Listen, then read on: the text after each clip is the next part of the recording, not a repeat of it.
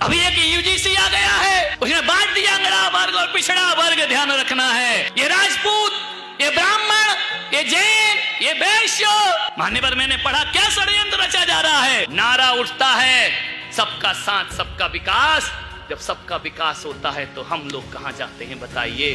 उस समय हम कहां खड़े रहते हैं? ब्राह्मण कहां खड़ा रहता है? ये क्षत्रिय कहां खड़ा रहता है? ये वैश्य कहां खड़े रहते हैं? ये जैन कहां खड़े रहते हैं? देश को तोड़ा जा रहा है, राजनीति हो रही है। जिन्हें अंगड़ा वर्ग और पिछड़ा वर्ग कहकर बांट रहे हो, अरे ये क्षत्रिय ब्राह्मण और वैश्य नहीं होंगे ना तो देश की रीढ़ की हड्डी टूटने में ज्यादा देर नहीं लगेगी मेरे भाई। ध्यान रखना है, इन पर देश खड़ा हुआ है। आज मुख्य बात मेरी ये है, संदेश पहुंचना चाहिए। भले सुप्रीम कोर्ट ने रोक लगा दी हो, आवाज बंद नहीं होना चाहिए। हम सबसे ज्यादा टैक्स देते हैं सरकार को, हमें स्कूलों में एडमिशन दिलाने में 4 गुनी फीस देना पड़ती है। क्यों? क्योंकि हम महाजन हैं, हम ऊंची कौम के हैं। क्या ऊंची कौम में गरीब लोग नहीं रहा करते हैं? क्या ऊंची कौम में अभाव ग्रसित लोग नहीं हैं? उनके लिए कब न्याय हुआ है?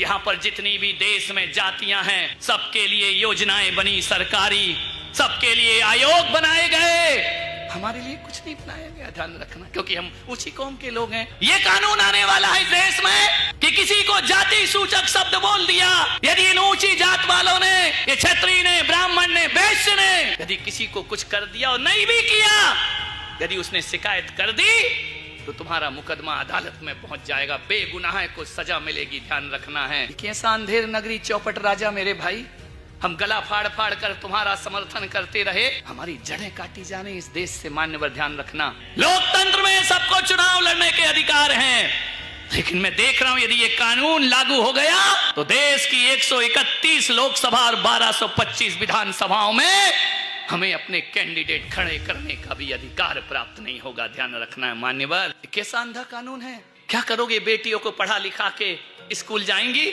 मेडिकल में जाएंगी, 4 में से 1 सवर्ण रहेगी। ध्यान रखना, वो कुछ बोल नहीं सकती है। अंधेर नगरी चौपट राजा, टके शेर भाजी और टके शेर खाजा, ये वातावरण इस देश का बनाया जा रहा है मान्यवर।